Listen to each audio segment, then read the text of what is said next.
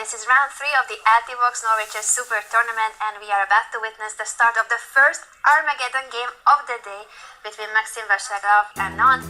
The two didn't have a very good start to this year's edition of the Norway Chess Super Tournament. They have half a point out of the possible 4 points, and Maxime Vachier Lagrave has to win with the white pieces. That is the sudden death Armageddon system. 10 minutes for white, 7 minutes for black, and there's an increment only from move 61. Judith, your thoughts on what's gonna happen? Actually, I have the feeling that they are both pretty balanced and focusing only on this game. They don't think about what happened in the first 2 rounds.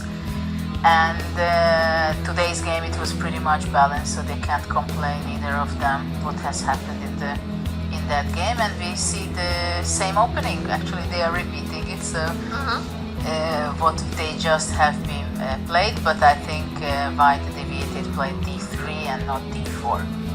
So black just played h6. It's always a useful move, generally speaking, against bishop g5 and knight g5 kind of things. So now the first moment that actually Vachier Lagrave, Maxime, started to think, and he just made the move. I don't know, rook e1, or what did he? Rook e1. Yeah. So after all, in a later stage, I'm pretty sure he will want to go d4. Black castled. He took on b5 and then on e8.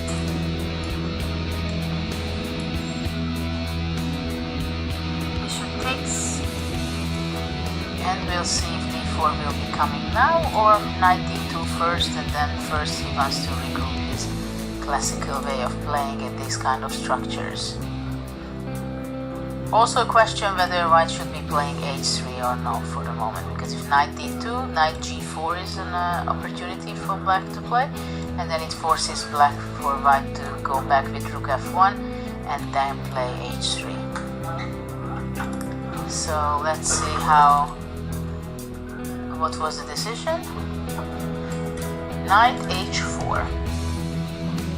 Heading toward the f5 square, a typical maneuver in the Rui Lopez and Jacopiano. I think bishop b7 should be.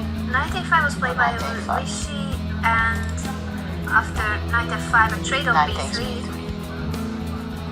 It's interesting that white gave up the white square bishop after knight a5 by playing knight f5. Yes, it wasn't forced. It was not forced at all, and now black played bishop c6. It's not only defending the d5, take on b5. d5 will be a strong possibility with white. I see that Anand is very much into this game, and he's very much wants to score. As you mentioned, they are not thinking about the previous 2 days. They are here in the moment. No, and we shouldn't forget that draw is enough for black to take the victory of today. And from this point of view, now knight b5 is not possible, it seems, because queen b8, and it would be a pin under b5, and after c4, c6, and white would be on treble. So for the moment, bishop d7, as we were discussing and talking about it, I mean, at this level, it is very hard in some point for Maxime to win this game, because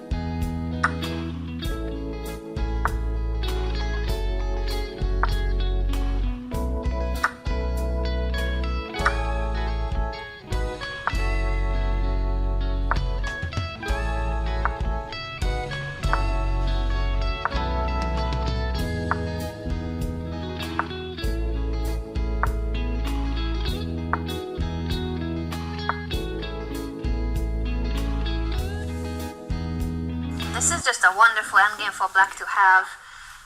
He would probably not even need the draw odds, but so far, 3.5 minutes left for Actually, black Vichy. played knight b6, which Knight b6. I'm not sure I would agree with this. Trade the c7 pawn for the c4 pawn.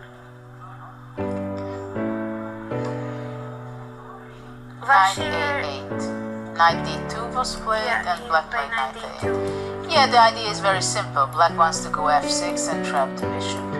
So white has to go back with his bishop to h4 or g5, and after that black can go f6. Actually it was a blunder. Knight b3. Oh no, sorry. We go back, knight b3, f6. Now white will be taking the bishop, takes bishop e7, knight b6, bishop c5, knight c4 is on the board. Black is going to be marching with his king.